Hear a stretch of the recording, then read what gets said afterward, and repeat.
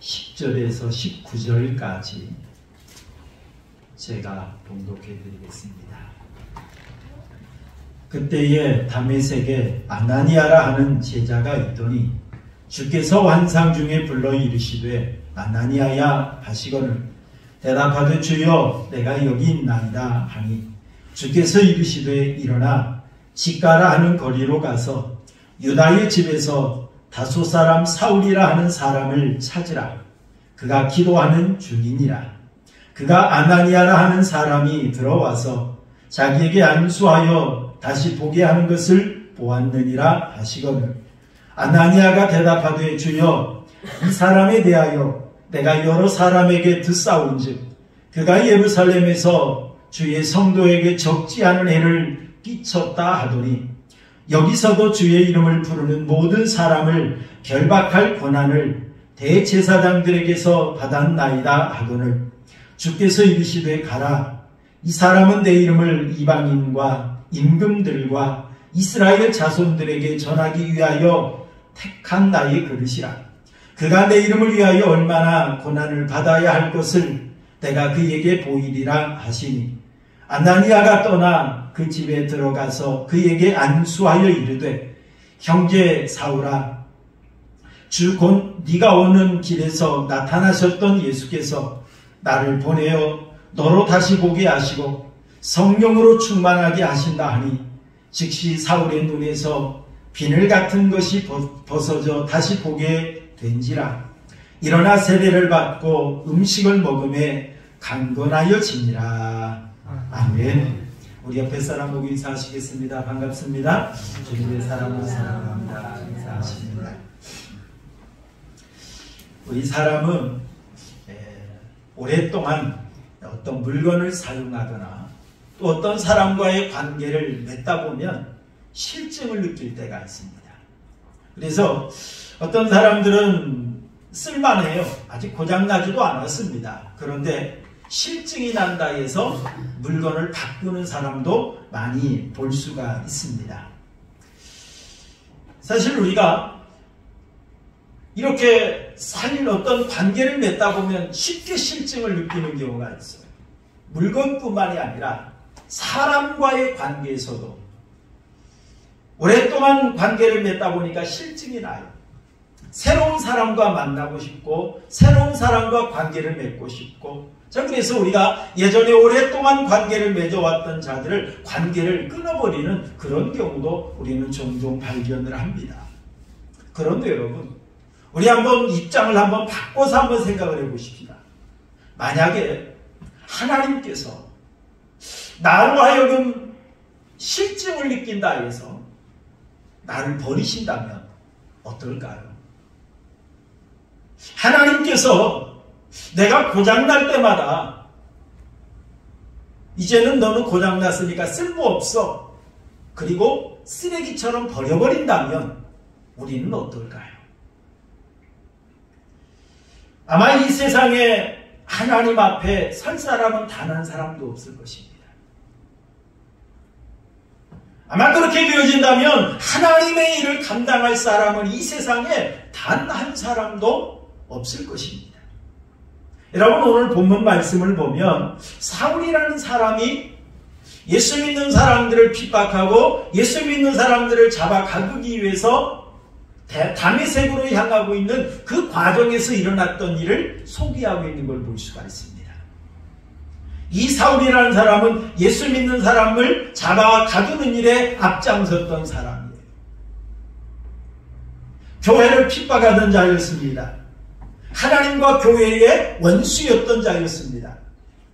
그러기에 하나님 앞에 천벌받아 마땅한 그런 사람이었습니다. 그런데 하나님께서 그러한 사람을 오늘 고치시는 내용을, 바꾸시는 내용을 오늘 본문에서 우리에게 소개해주고 있습니다. 이 본문의 말씀을 통해서 하나님은 어떤 분인가 라고 하는 걸 우리에게 다시 한번 깨닫게 해주고 있는데요. 여러분 우리가 믿는 하나님은 어떤 하나님이냐면 우리가 고장났을 때, 우리가 죄악에 빠졌을 때, 우리가 잘못되었을 때 우리를 버리는 그런 분이 아니라 고쳐서 사용하시는 하나님이라는 거예요. 우리를 새롭게 해서 사용해 주시는 은혜로운 하나님이라는 걸 오늘 본문을 통해 우리에게 말씀해 주고 계십니다. 바울이 예수 믿는 사람을 잡아 가두기 위해서 다메섹으로 향하고 있었어요. 그때 예수님께서 이 사울에게 나타나셨어요. 강력한 빛을 그에게 비추시면서 나타나셨어요. 강력한 빛을 받게 되어지자 사울이 앞이 보이지 않고 거꾸러질 수밖에 없었어요. 그 과정에서 예수님은 사울에게 말합니다. 사울아, 사울아. 부르십니다. 그때 그가 깜짝 놀라 주여 니시오니까 라고 묻지요. 그때 예수님은 말씀합니다. 나는 네가 핍박하던 예수다. 그러면서 이 사울을 만나주셨어요. 그리고 이 사울이 다메섹에 앞이 보이지 않는 상황에 들어갔습니다. 그때 아나니아라고 하는 사람을 보내셔서 이 사울을 위해 기도하게 하시고 사울의 눈을 뜨게 하시는 이 과정을 설명을 하십니다. 그때 아나니아가 예수님에게 반문합니다. 주님, 그분은 어떤 분인지 내가 사람들의 이야기를 들어서 알고 있습니다. 교회를 핍박하던 자요. 예수 믿는 사람을 잡아 죽이던 그런 사람인데 내가 그런 사람을 위해서 가야 할까요? 라고 질문할 때 예수님은 이렇게 말씀하십니다. 우리 한번 읽어볼까요? 15절 함께 보겠습니다. 15절 함께 봅니다. 시작. 주께서 이르시되 가라, 이 사람은 내 이름을 이방인과 임금들과 이스라엘 자손들에게 전하기 위하여 택한 나의 무엇이라고 했죠? 그릇이라 라고 말했어요. 예수님께서 아나니아에게 이 사울은 어떤 자인가를 설명해 주시는데, 내가 내 이름을 이방인과 임금들과 이스라엘 자손에게 전하기 위해서 내가 특별히 선택한 나의 그릇이다. 내가 사용할 사람이다. 라고 하시면서 예수님은 설명하시고, 이 사울을 새롭게 하고 이 사울에게 눈을 뜨게 하는 일에 이 아나니아를 보내시는 걸 볼 수가 있어요. 그러시면서 16절 말씀에도 보니까 그가 내 이름을 위하여 얼마나 고난을 받아야 할 것을 내가 그에게 보이리라 라고 예수님이 말씀하십니다. 핍박자였던 그가 새롭게 되어서 이제 나를 위해서, 하나님의 나라를 위해서 얼마나 그가 고난을 받고 희생하며 사명을 감당해야 될 것인가, 그걸 예수님께서 그에게 깨닫게 하십니다. 그러자 아나니아가 갔습니다. 그리고 그를 위해서 기도하자 우리 18절 19절 함께 보겠습니다. 18절 19절 함께 봅니다. 시작. 즉시 사울의 눈에서 비늘 같은 것이 벗어져 다시 보게 된지라. 일어나 세례를 받고 음식을 먹음에 강건하여지니라 라고 말씀을 했어요. 이 과정을 통해서 예수님께서는 쓸모없는 이 사울을 완전히 새로운 사람으로 변모시키셨어요. 고장나서 쓸모없는 쓰레기 같은 그런 존재를 예수님께서는 하나님의 귀한 일꾼으로 새롭게 바꾸셨던 그런 역사를 소개하고 있는 걸 볼 수가 있습니다. 여러분, 우리도 종종 고장난 것을 사용할 때가 있죠. 헛 것을 사용할 때가 있습니다. 여러분, 한번 우리 생각을 해볼까요? 여러분, 고장난 것 사용하면 어떻습니까? 첫째, 고장난 것을 사용하면 예쁘지가 않더라고요. 사실 우리가 뭔가를 만든다고 한다면 그래도 작품이잖아요. 내 손으로 만들었으면 그래도 멋져야 되고 예뻐야 되잖아요. 아름다워야 되잖아요. 그런데 여러분, 한 것을 고쳐보니까, 저도 많이 고쳐봅니다만 사실 폼이 잘 안 나요. 폼이 잘 안 납니다. 어찌 보면 한 것을 고친다고 고쳐봤지만 좀 구질구질해 보일 때도 있어요. 그런데 어떻습니까? 새 것을 사면 폼이 나잖아요. 새 것을 사면 예쁘잖아요. 좀 새 것을 이렇게 사면 좀 있어 보이잖아요. 그런데 한 것을 고치면 예쁘지도 않을 뿐더러 구질구질해 보이고 좀 없어 보이기도 하고 좀 그렇습니다. 좀 그거 좀 이렇게 시야를 바꾸면 뭐 이렇게 고전적이나 뭐 이렇게 또 표현할 수도 있겠습니다만, 대체적으로 보면은 예쁘지가 않아요. 여러분 노트에 글씨를 쓰다가 잘못 쓰면 어떻게 됩니까? 우리가 지우개로 지우지 않아요. 지우개로 지운 곳에 다시 글씨를 쓰면 어때요? 쓰기도 불편하고 예쁘지가 않아요. 그냥 아무런 것도 묻지 않은 그런 하얀 공책에 글씨를 쓰면 글씨도 쓰기도 편하고 예쁘게 글씨가 쓰여집니다. 여러분 옷도 어떻습니까? 옷도 새 옷을 입으면 폼이 나요. 여러분 양말도 어떻습니까? 새 양말을 신으면 싹 달라붙고 부드러운 그런 맛이 있잖아요. 여러분 옷을 입어도 하다못해 양말 하나를 신어도 새 것을 신으면 촉감도 좋고 멋져 보이라 이겁니다. 여러분 이처럼 고장난 것을 고쳐 사용하면 멋이 안 나요. 예쁘지 않아요. 또 여러분 고장난 것을 고쳐 사용하면 쉽게 고장이 납니다. 여러분 우리가 중고차 많은 사람들이 별로 좋아하지 않습니다. 왜 그렇습니까? 그 중에 중고차를 싫어하는 이유 중에 가장 대표적인 것이 고장이 잘 난다는 거예요. 새 차는 고장이 자주 나지 않습니다. 그래도 한 요즘 우리나라 차가 좋아서 3, 4년은 웬만하면 거의 고장 나지 않아요. 그런데 중고차는 이거 고치면 또 저거 고장나고 또 이거 고치면 또 저거 고장나고 그러다 보니까 돈도 많이 나가고 돈만 많이 나갑니까? 여러분 차가 고장이 나면 어때요? 사고 날 가능성도 많지. 사고 나면 사람 다칠 가능성도 많지. 위험합니다. 그러다 보니까 이 중고를 고쳐 사용한다라고 하는 것은 매우 불편한 거예요. 그뿐만 아니라 여러분 한 것을 고치는 데는 돈도 더 많이 들어요. 수고도 더 많이 들어갑니다. 여러분 집 수리할 때 보면 어떻습니까? 우리 한옥을 고쳐서 리모델링 하시고 뭐 이렇게 사용하시는 그런 분들 많이 봅니다. 그런데 사실 여러분 한 것을 고치려면 어때요? 있는 거 다 뜯어야 돼요. 얼마나 많은 먼지가 나고 얼마나 많은 쓰레기가 발생이 되어지고 거기다가 또 뭔가를 새롭게 하려니까 불편하기도 하고 시간도 많이 들고 돈도 더 많이 들어요. 그런데 어때요? 새 것을 지으면 아무것도 없는 데다가 기초를 치고 기둥을 세우고 집을 지으면 쉽습니다. 더 멋져요. 더 튼튼하게 지을 수 있어요. 더 편하게 지을 수 있어요. 여러분 그런 것처럼 이 한 것을 고친다는 거, 고장난 것을 고친다는 거, 이마만큼 불편한 거예요. 그런데 우리 하나님은 어떤 하나님입니까? 고장난 것을 고쳐 사용하시는 하나님이라는 거예요. 여러분 성경을 보니까 아브라함 믿음의 조상을 만들기 위해서 하나님께서는 이 아브라함을 훈련시키는데요 30년 이상이 걸리더라고요. 우상장수의 아들을 불러서 하나님을 알게 하시고 하나님의 역사를 깨닫게 하시고 그 사람을 믿음의 사람으로 성장시켜서 사용하시는데 30년 이상이 걸리더라는 거예요.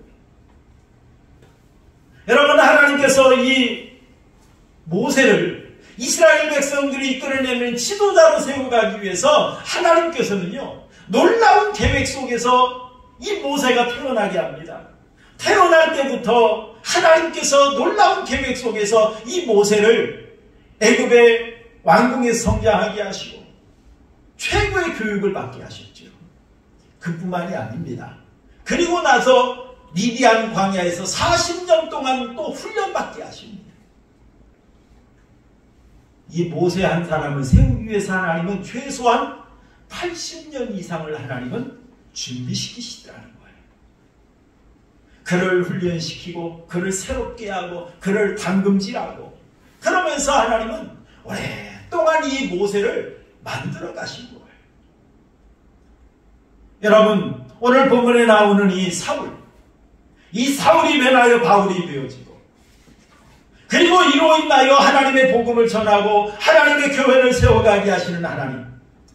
사실 이 사울이 변하여 이 바울이 변하기까지 여러분 사실 하나님께서는 아라비아 광야에서 이 사울을 따로 또 훈련시키는 과정이 있었어요. 사울이 변하여 바울이 된 것이 아니에요. 많은 훈련에 또한 연단의 시간을 통해서 하나님은 이 사울이 변하여 바울이 변화될 수 있도록 역사하셨어요. 여러분, 사람도 헌 것보다 새 것을 좋아하잖아요. 사람도.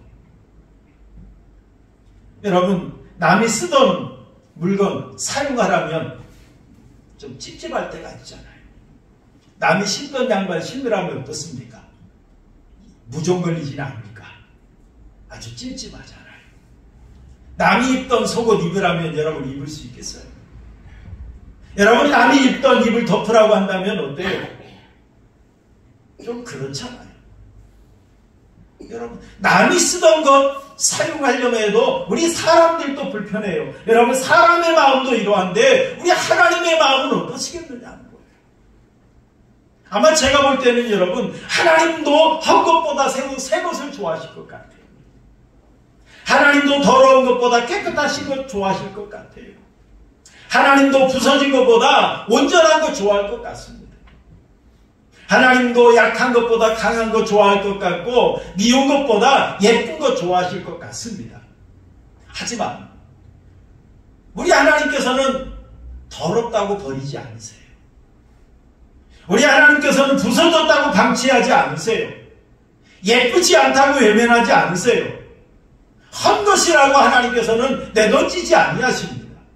성경을 보니까 하나님께서는요, 이처럼 부서졌지만 고장났지만 한 것이지만 쓰레기 같은 존재지만 하나님은 그 귀한 것, 그것을 귀하게 여기시고 하나님은 고쳐서 사용하시더라는 거예요. 바꾸어서 사용하시더라는 거예요. 여러분, 이러한 하나님의 은혜로 말미암아 우리도 구원받게 되었다는 사실을 여러분 믿으시길 바랍니다. 이러한 하나님의 은혜로 말미암아 우리도 하나님의 일꾼 되었고 하나님의 귀한 사명을 감당하는 은혜를 입었다는 사실을 여러분 믿으시길 바랍니다. 우리가 예수님 믿는다고 하지만 여전히 우리가 죄악 가운데 헤매이고 있잖아요. 하나님의 은혜 받았다고 하면서도 하나님을 사랑한다고 하면서도 아직도 세상 것 때문에 우리가 시험될 때가 얼마나 많아요.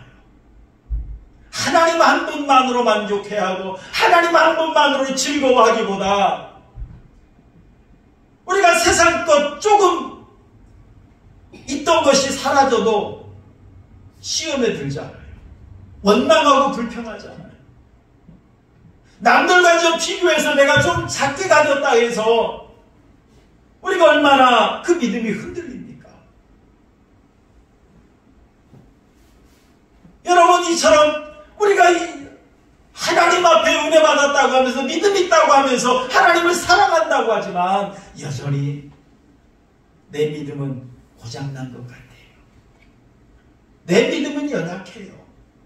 그럼에도 불구하고 하나님은 여전히 나를 사랑하신다는 사실을 여러분 믿으시길 바랍니다. 그래도 여전히 하나님은 나를 사랑하세요. 고장났다고 내던질 법도 한데 하나님은 그런 나를 다시 깨우치십니다. 그런 나를 다시 하나님께서는 새롭게 하십니다. 여러분, 시편 147편 3절 우리 한번 읽어볼까요? 시편 147편 3절 시작. 상심한 자를 고치시며 그들의 상처를 뭐하시는도다? 싸매시는도다. 우리 하나님은 상심한 자를 고쳐주시고 상처받은 그 심령을 하나님은 싸매어 주십니다. 하나님께서는 치료하시고 고쳐서 사용하시는 분이라는 거예요. 여러분, 이사야서 61장 1절도 함께 보겠습니다. 이사야서 61장 1절 시작.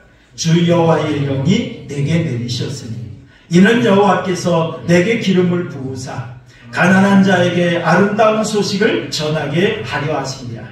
나를 보내사 마음이 상한 자를 고치며 포로된 자에게 자유를, 갇힌 자에게 노임을 선포하며 라고 말했어요. 하나님께서는 이사야 선지자를 통해서 마음이 상한 자를 고치시고 포로된 자에게 자유를, 갇힌 자에게 노임을 선포하시는 그런 하나님이라고 이사야 선지자는 고백하고 있어요. 이런 하나님께서 오늘 우리에게도 은혜 베푸시고 오늘 우리에게도 하나님을 만나게 하시고 하나님의 사랑을 느끼게 하시면서 우리에게도 이 사명을 주셨다는 사실을 여러분 믿으시길 바랍니다. 나를 고쳐주신 하나님, 나를 싸매어 주신 하나님, 나를 사랑해 주신 하나님, 이 하나님께서 이 귀한 은혜를 우리에게 주신 이유가 뭐냐면 내가 받았던 은혜를 가서 증거하라는 거예요. 나누라는 거예요. 사실 이 바울 사도는 이렇게 다메섹 도상에서 예수님을 만났습니다. 그리고 이 바울 사도가 이제 사도행전 13장에 보면은 안디옥 교회에서 파송을 받고 복음을 전하러 갑니다. 그때 여러분 피시디아 안디옥이라고 하는 곳에 가서 바울이 복음을 전하는데 이스라엘 백성들에게 그동안 하나님께서 베풀어 주셨던 은혜, 그리고 예수 그리스도를 통한 이 죄사함의 은혜, 이런 은혜들을 전했어요. 그러자 이 피시디아 안디옥에 있던 성도들이 은혜를 받습니다.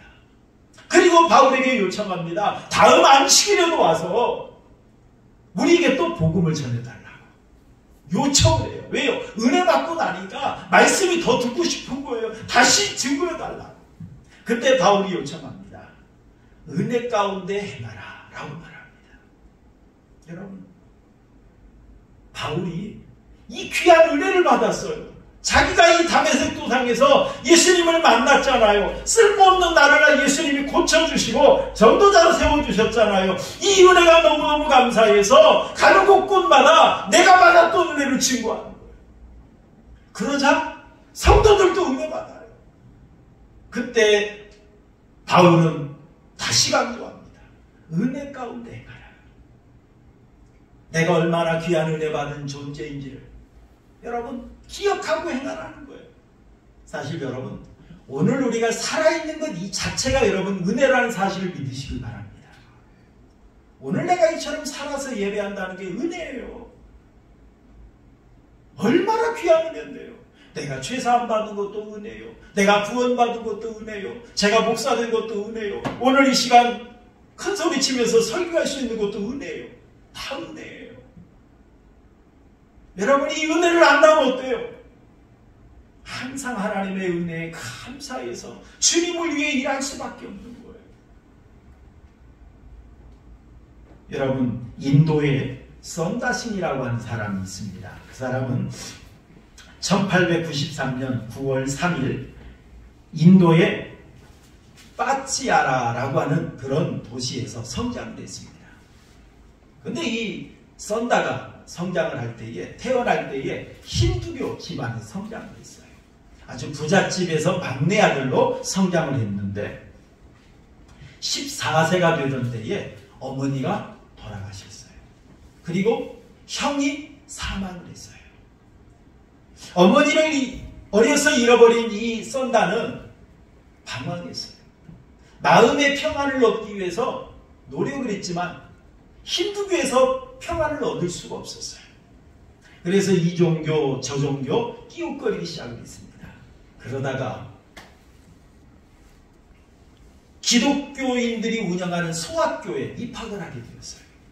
그런데 거기에서 힌두교에서 성장을 했던 썬다이기 때문에 거기에 가서도 힌두교의 그 행동을 할 수밖에 없었지요. 보고 배운 것이 그거라. 그러자 기독교인들이 그를 조롱했습니다. 놀림거리 삼았습니다. 그리고 기독교 학교에서 기독교 교육을 강요했어요. 그러자 썬다는 여기에 반발심이 생겨났습니다. 그래서 이 썬다는 전도자들이 전도하는 곳이라면 가서 돌을 던지면서 방해할 때도 있었고요. 심지어 쓰레기를 가다가 전도자에게 던지면서 전도 집회를 방해하는 그런 일도 있었답니다. 그뿐만이 아니라 그 당시에는 성경을 구하기가 힘이 들었는데 교장 선생님에게 찾아가서 나에게 성경을 한 권만 구해 주십시오 라고 요청을 하자 교장 선생님이 성경을 구해 주었습니다. 그러다 그 성경책을 어떻게 했느냐, 많은 아이들이 보는 앞에서 갈기갈기 찢어버리고 불로 태워버리는 그런 악행을 했던 사람이 바로 이 썬다였습니다. 그리고 기독교에 가면 이 반감이 생겨날수록 더욱더 이 썬다는 방황할 수밖에 없었어요. 그래서 다른 종교에도 끼웃거려 봅니다. 요가도 해보고 명상도 해보지만 마음에 평안이 없었어요. 그런 과정에서 이 썬다는 결국에 자살을 하기로 결단을 했어요. 그래서 1904년 12월 18일 이제 자살을 하기 위해서 몸을 깨끗이 씻었습니다. 그리고 마지막 이제 내가 마지막으로 기도 한번 하자 라고 하면서 마지막으로 기도하기 시작을 했는데 새벽 4시 30분에 갑자기 방 안에 강력한 빛이 비춰오더라는 겁니다.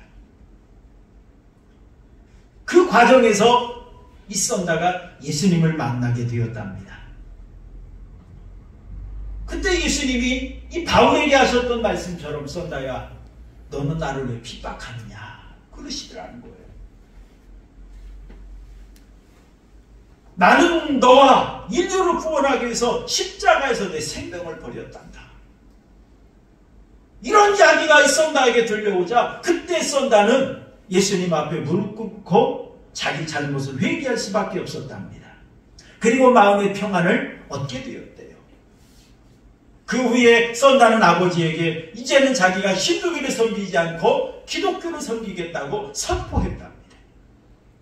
그러자 아버지는 그 썬다에게 매질을 하고 얼굴에 침을 뱉으면서 너는 이제 내 자식 아니다 그러더라는 겁니다. 그때 작은아버지는 이 썬다를 이 작은아버지 지하실로 데려가더니만 지하실에 있던 금은 보석들을 다 보여주면서 네가 예수를 안 믿겠다고 한다면 이건 내가 너에게 다 주겠다 그러기까지 하더랍니다. 그때 썬다는 이 작은아버지에게 말을 했대요. 내가 모든 부귀영화를 다 얻는다 할지라도 내가 예수님을 버린다고 한다면 내가 평안을 얻을 수가 없습니다. 나는 이제야 예수님을 통해서 평안을 얻게 되었는데 나는 절대로 예수님을 버릴 수 없습니다. 라고 하면서 거절했답니다. 그리고 나서 이제 아버지가 이 썬다를 집에서 이제 쫓아내는데 썬다에게 너는 이제 집을 떠나라. 그러면서 쫓아냈답니다. 그러면서 점심으로 먹을 도시락을 하나 주더래요. 마지막 아버지가 주는 선물이라 그러면서. 근데 그걸 먹자 창자가 끊어지는 고통이 찾아왔답니다. 그 이유가 뭐냐면 아버지가 주신 그 도시락에 독약이 섞여 있었던 거예요. 차라리 너는 죽어라. 그러면서 아버지가 독약이 묻은 도시락을 준 거예요. 그런데 썬다는 그걸 먹고 쓰러졌는데 하나님의 은혜로 살아난답니다. 하나님의 은혜로 이제 살아나서 이제 전도자의 삶을 살기 시작했대요. 1913년에는 이 티벳, 중국 저 북서쪽에 있는 티벳으로 복음을 전하러 갔는데 거기에 라마에게 붙잡혔답니다.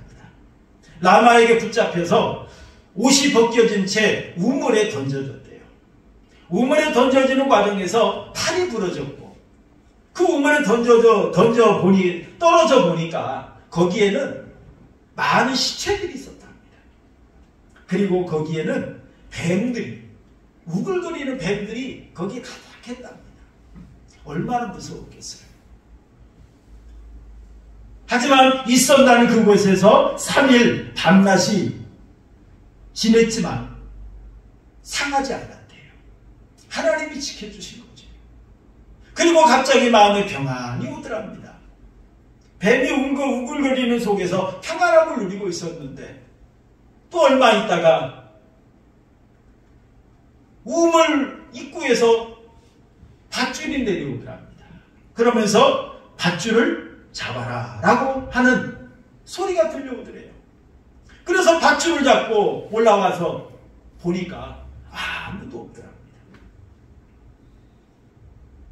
하나님의 은혜로 누군가를 통해서 하나님께서 이 밧줄을 내려주었겠지요. 그러자 썬다는 다시 그곳에 가서 복음을 전하기 시작했고 1914년에는 네팔이라고 하는 곳으로 가서 그 네팔 일남이라고 하는 곳에 가서 복음을 전했는데 거기에서 복음을 전하다가 또 붙잡혔다 합니다. 그때 이 네팔 사람들이 어떻게 했느냐면 지하 감옥에 가두고 발과 손을 꽁꽁 묶었답니다. 그리고 거기에다가 거머리대를 풀어놓았대요. 거머리가 한 마리만 뜯겨도 어때요? 옛날 우리 논에서 일하다 보면 한 마리만 뜯겨도 처음에는 간질거리지만 아프잖아요.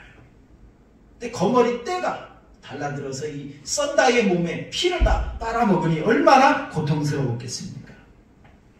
그런데 이 고통 속에서 썬다가 하나님을 찬양했답니다. 바울과 실라처럼 필리포 감옥에서 찬양하고 기도했던 것처럼 찬송했더니 이 고통이 다 사라지더랍니다. 감옥 같은 이 지옥 같은 감옥이 천국처럼 변하더랍니다. 그러던 가운데 이 감옥에서 죄수들에게 복음을 전했대요. 그랬더니 그 모습을 보고 관리들이 석방을 시켜주었답니다. 그래서 이 썬다는 계속해서 복음을 전하는데 티베트, 네팔, 일본, 스위스, 미국, 유럽 다니면서 복음을 전했대요. 그리고 한 번도 넘기 힘든 그 히말라야 산맥을 10번이나 넘으면서 복음을 전하고 1924년 봄 티벳으로 전도를 떠난 후에 그의 행방이 알 수 없게 되었다고 합니다. 많은 사람들이 아마 순교당했을 것이다 라고 추측을 합니다. 여러분, 이처럼 예수님은 핍박자였던 그런 썬다를 바꾸셔서 하나님의 복음을 전하는 전도자로 세워가셨다는 거예요. 여러분, 우리 한국교회에도 많은 간증자들이 있지 않습니까? 병에서 고침받았던 사람, 깡패가 목사된 사람, 중이 목사된 사람 얼마나 많습니까? 이 놀라운 하나님의 은혜를 경험하게 하시면서 하나님은 그를 고쳐주신 거예요. 그를 변화시켜 주신 거예요. 그를 새롭게 하신 거예요. 그러면서 하나님의 복음을 전하게 하고 하나님의 역사를 나타나게 하신 그런 하나님인 걸 볼 수가 있습니다. 여러분, 조각공원에 가보면 많은 예술가의 작품들이 있어요. 저는 그 중에 제가 좀 용접을 조금 합니다. 그러다 보니까 제가 좀 제 눈에 쉽게 띄는 것이 있어요. 그게 뭐냐면 못 쓴다고 버려진 고철덩어리, 그걸 가져다가 용접을 해서 작품을 만든 것들을 저는 종종 봅니다. 저것을 또 저기에도 저걸 갖다가 눈도 만들고 귀도 만들고 다리도 만들고 그러는구나 라고 하는 걸 저는 이제 보게 되어지는데요. 여러분, 예술가도 쓰레기처럼 버려진 고철덩이를 가지고 예술 작품을 만들어요. 그렇다면 여러분, 하나님께서는 어떠시겠습니까? 천지를 창조하시고 만왕의 왕이신 하나님, 전지전능하신 하나님께서 못할 일이 뭐가 있겠습니까? 하나님께서는요, 이처럼 쓰레기 같은 것을 새롭게 하시는 분이세요. 남들이 못 쓴다고 버린 것을 고쳐 사용하시는 그런 하나님이십니다. 여러분, 말씀을 한 절만 더 읽고 말씀을 마칠까 합니다. 고린도후서 5장 17절 함께 보겠습니다. 고린도후서 5장 17절 시작. 그런즉 누구든지 그리스도 안에 있으면 새로운 피조물이라. 이전 것은 지나갔으니 보라 새 것이 되었도다 라고 말씀합니다. 여러분, 누구든지 그리스도 안에 있으면 새로운 피조물이다. 여러분, 하나님께서는 죄악으로 더럽혀진 우리를 불러주셨어요. 하나님께서는 죄악으로 말미암아 이미 고장나고 아무짝에도 쓸모없는 우리를 불러주셔서 하나님의 자녀 삼아주신 줄로 믿습니다. 하나님께서는 이러한 우리를 고쳐주시기 위해서 예수님이라는 수리공을 이 땅에 보내시고 우리를 새롭게 하신 줄로 믿습니다. 예수님께서는 우리를 새롭게 하기 위해서 십자가의 보혈을 흘리시며 고난받으심으로 우리를 구원해 주신 줄로 믿습니다.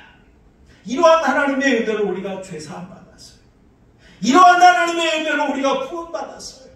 이러한 하나님의 은혜로 오늘도 하나님 앞에 예배하는 예배자가 되었어요.